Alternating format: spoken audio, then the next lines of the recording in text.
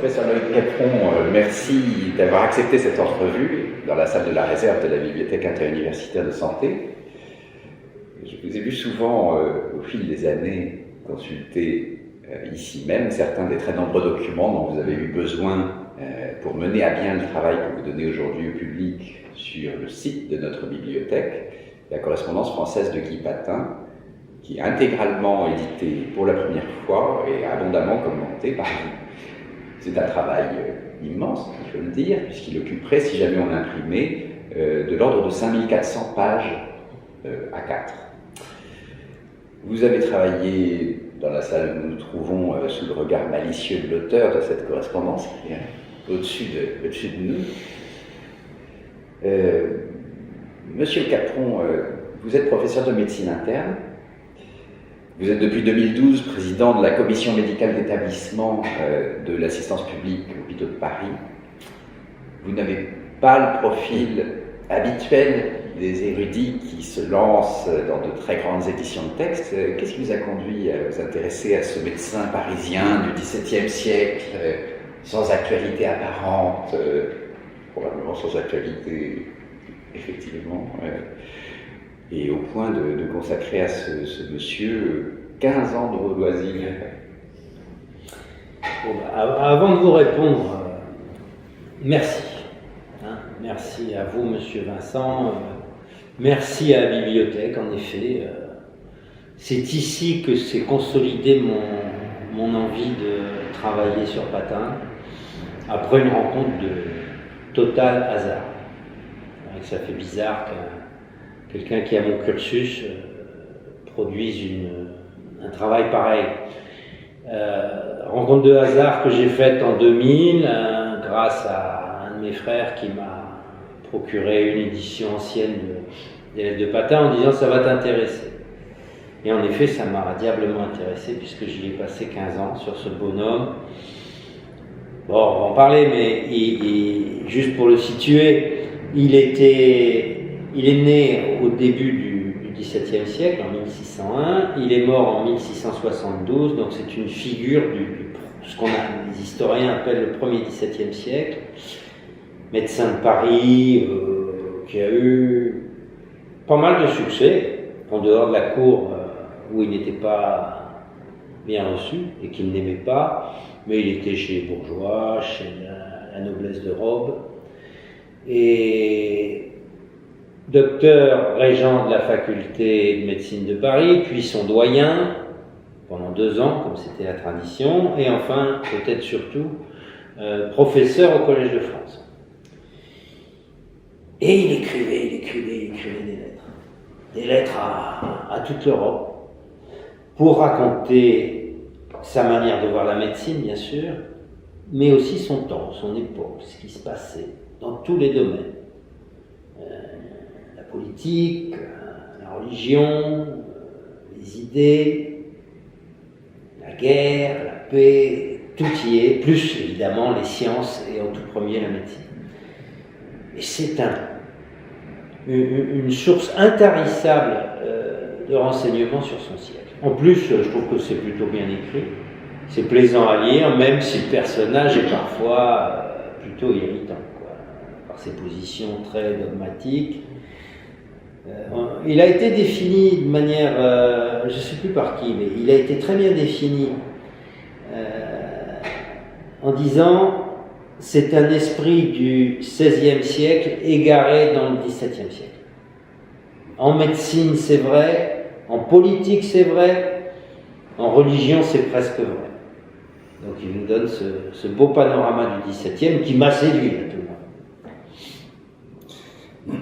Oui, c'est une époque dont on peut avoir l'impression qu'elle était une époque de stagnation pour la médecine. Et en fait, quand on lit votre édition, quand on parcourt les notes, on a l'impression d'une très vive agitation et oui, très violente. Ça a été ma plus grande découverte, ma plus grande surprise. Comme tout le monde, j'étais influencé par les caricatures de Molière, qui ne sont pas fausses, mais qui, comme toutes les caricatures, sont sommaires.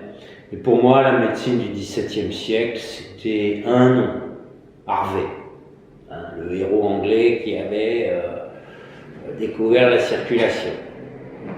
Mais là, on découvre un foisonnement incroyable de querelles autour de la physiologie, la circulation du sang, aussi la circulation de la lymphe, les découvertes la généralisation de certains médicaments, les médicaments chimiques comme l'antimoine, les médicaments végétaux comme le quinquina, la sortie de la pharmacopée traditionnelle, les tout premiers pas de la transfusion sanguine, bref, c'est inépuisable. Et ce qui est fascinant, c'est qu'on retrouve des esprits identiques aux nôtres. Des dogmatiques contre des empiriques, des progressistes contre des traditionalistes, des gens qui sont sûrs qu'ils possèdent le sommet de la science et qu'on ne bougera plus, et des gens qui sont sûrs qu'au contraire, on raconte 90% de sottises et qu'il y a beaucoup à découvrir. Et ça, c'est une leçon éternelle en médecine, comme en sciences d'ailleurs. Oui, on s'attend peut-être à trouver aussi un mode d'échange scientifique un peu guindé, ces personnages sur leur portrait, et on découvre un style de polémique notamment qui est... Les querelles sont très très vives, très libérées, que ce soit en français, ce qu'ils appelaient la langue vulgaire, ou en latin. Et on ne peut pas aborder cette médecine, et même ce siècle, je crois, ce siècle scientifique, au moins, et même religieux d'ailleurs, sans avoir réappris le latin comme j'ai dû faire. Parce que c'est pas du latin de cuisine, le latin médical du XVIe siècle, c'est du latin qui essaie d'être cicéronien quand même, ce qui n'est pas le plus facile. Mais en effet, vous avez tout à fait raison, c'était un siècle extrêmement querelleur. Et on appelait un chat, il n'y a aucun doute. Oui, ça passait pas par des articles savamment polissés, mais par des libelles, des textes parfois... Le mode de communication, c'était ça, c'était des petits bouquins, des gros bouquins aussi, sérieux, beaucoup les thèses, et beaucoup les lettres qui s'échangeaient. D'ailleurs, une particularité de ce siècle, c'est que les lettres étaient publiées. Il y a des recueils entiers de lettres où on retrouve des lettres de Patin d'ailleurs, pas mal, qui, par exemple, la correspondance de Thomas Bartholin ou la correspondance du Ten-Bogart, etc., on les publiait parce qu'on savait que dans les lettres, il se disait des choses qui pouvaient avoir un poids scientifique. Quand on sait que Malpighi a décrit le réseau capillaire, qui est vraiment une des plus grandes découvertes du XVIIe siècle, puisque ça mettait fin à la querelle de la circulation, il l'a découverte, dans son étude, mais il l'a écrite dans une lettre qui fait 20 lignes, et qui est admirable de clarté et de simplicité. Quand vous dites de clarté, est-elle compréhensible pour l'humain d'aujourd'hui, si elle est écrite dans un français du XVIIe? Dans un latin du XVIIe. Dans un latin. Pour les lettres de Patin, en l'occurrence, vous évoquez le latin. Est-ce que cette correspondance est abordable par chacun d'entre nous? Est-ce que j'ai essayé. Le vocabulaire de l'époque est le nôtre? Oui, j'ai essayé, parce que c'est pour ça qu'il y a tant de notes. Vous avez raison, il y a plus de notes que de textes de lettres. Enfin, un peu de choses près. Oui. Vous avez mesuré 2 fois plus, je crois.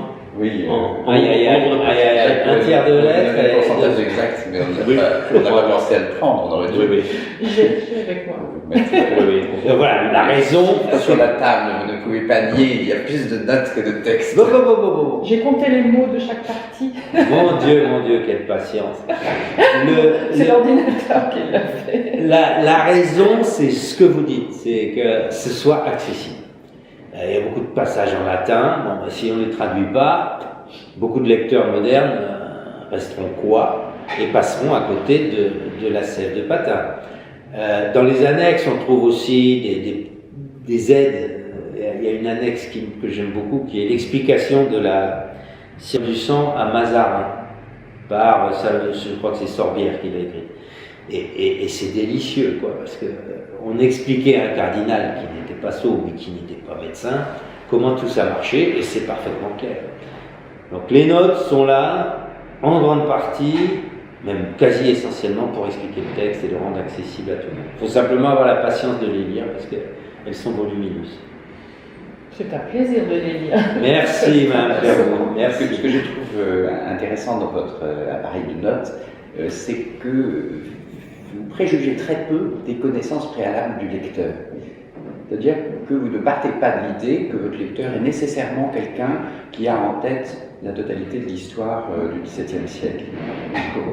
Si par hasard on n'est plus tout à fait au fait des mariages princiers, etc., on n'est pas perdu pour autant, parce que vous nous aidez en faisant des notes qui sont claires. C'est mon côté professeur, il faut. L'habitude d'expliquer la médecine à des très jeunes étudiants, on ne préjuge absolument pas de connaissances préalables. On part de zéro. Comme moi, je partais de zéro. Si vous croyez que j'étais à l'aise dans les mariages princiers avant d'aborder Patin, non, pas du tout. J'ai appris en même temps que j'ai écrit, bien sûr, bien sûr. Et ça va peut-être nous amener à l'index, ça, les mariages princiers, parce que c'est là que l'index brille le plus.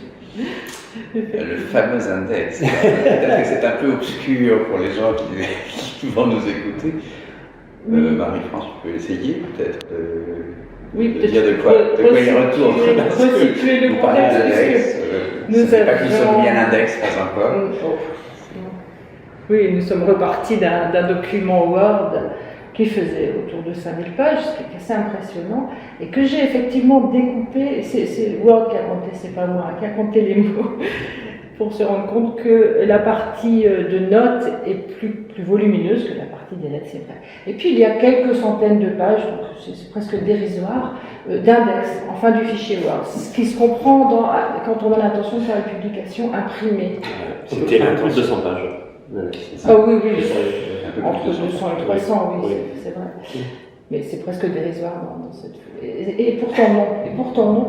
Ce qui m'a surprise, effectivement, c'est de retrouver l'index sur le site internet, puisqu'il avait été pensé pour une publication imprimée, et qu'a priori, sur un site internet, là où on a la recherche plein de texte, on a quantité d'outils de recherche.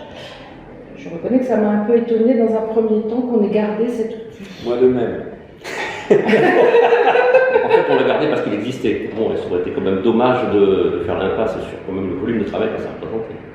Ça, c'est gentil pour l'auteur, mais bon, on sait faire des sacrifices pour être publié. Non, mais bon, la recherche plein texte, bien sûr, c'est toujours intéressant pour trouver un mot par hasard vous n'auriez pas indexé, mais il n'y a pas de structuration intellectuelle derrière, quoi. Il y a celle du lecteur, mais bon, le lecteur va à la pêche. Votre index, c'est plutôt une aide structurée. Bon, et en particulier sur toutes les entrées de noms propres, les familles princières, comme disait Jean-François, voilà, on ne peut pas s'en sortir sans ça. Là, on cherche par exemple Condé dans l'index, je le sais parce que c'est l'entrée la plus importante en volume, il doit y avoir 300 entrées, quelque chose comme ça. Il y a toute la décomposition, toute la famille. Il y a une petite généalogie, un petit arbre généalogique. C'est tout à fait irremplaçable, on imagine le volume de travail que ça demandait. Il y a ça qui effectivement est une aide. Comme votre index est structuré, hiérarchisé d'une manière légèrement effarante, obsessionnelle, compulsive. Dans Condé, dans l'entrée Condé, justement, il y a l'entrée la plus compliquée, il y a 7 niveaux d'index. Oui, mais Condé, quand même, c'était quelque chose. Oui. On a donc pour une famille, parfois la généalogie complète de cette famille à cette époque, en tout cas, qui apparaît dans votre index, qui est une aide en soi, une information en soi, parfois très commode. Dans le cas de Condé, il n'y a pas de scoop, mais quand il s'agit de familles médicales du XVIIe siècle, le savoir est moins bien réparti. Oui. Et puis, il y a aussi quelque chose qui relève des modalités de recherche à l'intérieur de ce que vous avez fait. On va forcément utiliser votre travail d'édition pour lire Patin, bien sûr, mais aussi comme une base de données, puisque l'appareil critique est tout à fait considérable. Et je m'embrouille un peu. Ce que je veux dire, c'est que aujourd'hui, le lecteur moyen, le chercheur moyen va aller vers la recherche par mots-clés, simplement, la recherche de type Google. Cette recherche de type Google apporte des tas de choses, nous l'utilisons tous, nous avons bien raison de le faire, mais elle laisse aussi échapper des tas de choses. Si vous cherchez des passages de la correspondance de Patin qui portent sur Mazarin, par exemple, Mazarin va être appelé par de multiples appellations à l'intérieur de la correspondance. Votre index va nous conduire à tous les passages qui vont parler de Mazarin, quelle que soit la manière dont Mazarin est nommé. Il soit nommé Mazarin, le cardinal, le bandit sicilien, etc. Des choses qu'on ne peut pas du tout imaginer. Sur le bandit sicilien, une recherche à la Google le laisserait complètement perdre. Votre index, lui, va permettre de le retrouver. Et puis il y a un autre aspect qui est original, le plus original probablement dans cet index. Jacques, c'est peut-être vous qui pouvez en parler le mieux. C'est un index qui fonctionne dans les deux sens. De l'index vers le texte. Voilà, là aussi c'est un travail, c'est un choix empirique, on va dire. On avait le document qui était ce qu'il était, et il était possible de le faire. Donc on l'a fait. Et effectivement, ça peut induire effectivement un comportement intéressant. C'est-à-dire qu'on peut partir de l'index pour faire une recherche, on peut aussi partir d'une lettre, les appels d'index sont indiqués dans la lettre, donc on clique sur l'appel d'index, on tombe sur l'entrée correspondante dans l'index, et à partir de là, on peut naviguer dans l'index en remontant et en descendant dans l'arborescence de l'entrée sur laquelle on était. Et aboutir sur d'autres lettres qui nous donneront d'autres points d'accès à la même personne ou au même sujet. Voilà, c'est un mode de navigation intéressant finalement. Je vous suis très très reconnaissant d'avoir transformé cet index qui moi me servait à construire l'édition, à pas m'y perdre, c'est tellement vaste. Vous en avez fait un très très bel outil de navigation et je vous le dis, je vous le répète, très original. Hein, oui, je m'engage même à le breveter parce que ça n'existe nulle part ailleurs.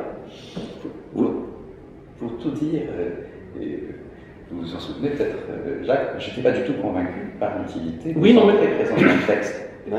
Et c'est au fil du temps que je me suis rendu compte à quel point c'était efficace. Oui. Par exemple, si on tombe sur le bandit sicilien, on peut ne pas savoir de qui il s'agit. Il suffit de cliquer sur l'entrée, l'appel d'index dans le texte pour tomber sur votre index à vous qui lève toute ambiguïté. Et ça, c'est un mode de lecture d'une grande commodité, d'une grande rapidité aussi.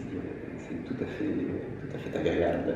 La princesse, bon, quelle princesse? Quelle princesse, ou la paix, quelle paix. On clique, la paix, quelle paix, ou tel un piètre, si vous donne un nom de piètre, allez vous retrouver dans la famille piètre, l'index vous donne.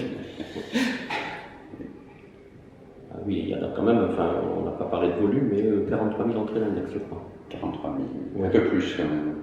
C'est entre 43 et 44. Oui. Je vous suis très reconnaissant d'avoir sauvegardé ce travail qui a été fait en effet pour le papier. Et on a pu le sauvegarder aussi parce que le travail en amont était très bien fait. Merci. Je ne dis pas ça simplement par flagornerie, mais bon, je m'attendais franchement à trouver pas mal d'entrées doublonnantes avec des orthographes très, très légèrement différentes. Et en fait, le taux de rejet était très très faible. Ah oui, il y a encore des erreurs qu'il va falloir. Oui, il en reste bien entendu, mais vu le volume, c'est dérisoire. Je vous remercie. C'est pour ça aussi qu'on a pu faire ce traitement. Parce que c'est vrai que si on avait abouti sur un index, on aurait tout de suite vu qu'il était mal conçu, utilisable à la limite en papier, mais pas informatisable. Le gros défaut de l'informatique, en fait, c'est un outil formidable, mais c'est que les erreurs sont aux yeux tout de suite. Quoi. Tout de suite, et les bugs, comme on dit, tout de suite. Mais ce sera aux lecteurs, aux utilisateurs, plutôt qu'aux lecteurs, de nous dire s'ils y trouvent de l'intérêt et s'il peut encore être amélioré par rapport à ce qu'il est. C'est l'intérêt de cette édition électronique qui est de devenir interactif dans mes rêves.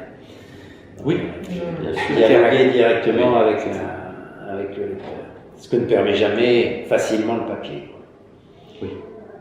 Parmi de multiples autres avantages de l'électronique aujourd'hui. Oui, c'est toucher un lectorat de toute façon au-delà de la diffusion du papier déjà. Oui. Sur le monde entier. Déjà, oui.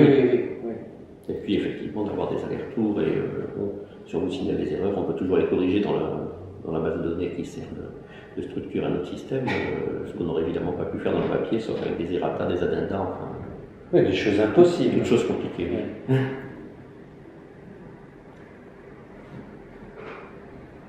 Je vous avoue que je reste un peu sur ma faim par rapport à votre réponse du début de notre discussion. Au fond, si j'ai bien retenu, vous dites que vous avez fait ça pour le plaisir, parce que ça vous faisait plaisir. Ce qui est une justification qui ne me paraît pas du tout déplacée, et ça se sent. C'est un plaisir qui est communicatif. Surtout que vous connaissez la suite de l'histoire. Il y a un côté plaisant dans de nombreuses notes où vous ne vous interdisez pas ce qui n'est pas qu'anecdotique, je dirais. Mais les anecdotes, ils sont quand elles ont du sens. Ouais. Et justement, c'est un peu ambitieux comme question, mais quel sens ça fait pour vous d'avoir fait de l'histoire? Quel sens est-ce que vous pensez que ça peut faire pour le lecteur? Est-ce que vous pourriez un peu rentrer là-dedans, y compris sur l'usage de l'histoire? À quoi ça sert tout ça? C'est juste pour le plaisir, vraiment? À la base, oui, c'est uniquement le plaisir. Si vous voulez que je vous dise tout, mes loisirs ont été variés dans la vie, comme sur tout le monde, et j'ai eu une période qui m'a fasciné, qui était la construction de maquettes de bateaux. Et c'était extrêmement encombrant, parfois salissant, avec toutes ces ficelles, cette peinture. Et bon, on m'a rabroué beaucoup dans la famille en disant, 1, tu nous casses les pieds avec tes bateaux, 2, quand ils sont finis, on ne sait pas où les mettre, et ça prend la poussière. Et je me suis dit, je vais me mettre à l'informatique. Ça, c'est plus propre.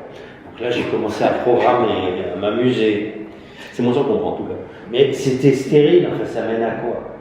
Bon, alors je m'amusais, j'ai fait des jeux. Quel intérêt? Et là, j'ai eu la conjonction de tout avec ce patin.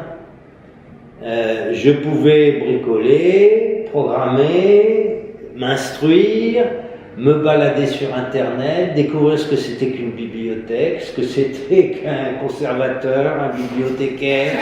Moi, c'est les choses exotiques. Mais c'est très plaisant, c'est très plaisant. Je ne connaissais pas votre monde et je l'ai découvert. Non, vraiment, c'est du plaisir pour moi. Et quand je suis arrivé au bout, bon, ben c'est comme une maquette. J'allais pas le flanquer sur une armoire pour que personne n'en profite et que ça prenne la poussière. Je souhaitais l'édition. Oh, je ne serais pas passé sous un train pour être édité, bien sûr, parce que je savais que c'est quand même d'un intérêt parfois relatif.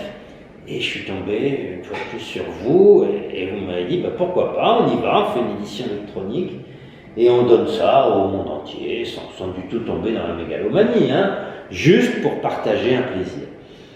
Alors, je sais bien que les historiens sont des gens sérieux et mon rêve ce serait de leur avoir apporté avec mon petit loisir, ma petite distraction d'amateur. Je suis un amateur, bon, professeur d'université, tout ce qu'on veut, mais un amateur dans ce domaine. Je serais ravi si j'apportais à des historiens sérieux des éléments pour mieux comprendre le XVIIe siècle. Quand un très grand, un très éminent XVIIe aborde les textes médicaux, j'imagine qu'il a un vertige. Peut-être que ce que j'ai fait l'aidera et le décomplexera et l'empêchera de faire des faux sens. Voilà, c'est très ambitieux. En plus, vu votre sujet d'étude, quand même, votre formation médicale n'était pas... indispensable. Voilà. Indispensable. Un historien qui ne serait qu'historien aurait peut-être eu plus de mal. Oui, vous avez raison. Ça aide beaucoup d'être médecin, de manipuler tous ces concepts, et ça m'a énormément aidé aussi d'avoir fait c'est 8 ans de latin qu'on fait dans le secondaire. J'avais tout oublié, c'est revenu, et le mélange du latin et du médical, c'est un vrai plaisir. Un vrai plaisir. Pour moi. Donc, nous avons un peu plus de 1000 lettres. Est-ce que nous avons l'ensemble de la correspondance du patin? Est-ce qu'il y a encore des petites choses qui nous attendent? Il y a beaucoup de choses qui nous attendent. Premièrement, on n'a peut-être pas tout, on n'a même sûrement pas tout. Les bribes qu'on trouve, notamment dans un autre manuscrit sur lequel je suis en train de travailler, font penser qu'on en a perdu énormément. La correspondance passive, c'est-à-dire la lettre qu'il recevait, on a quasiment tout perdu.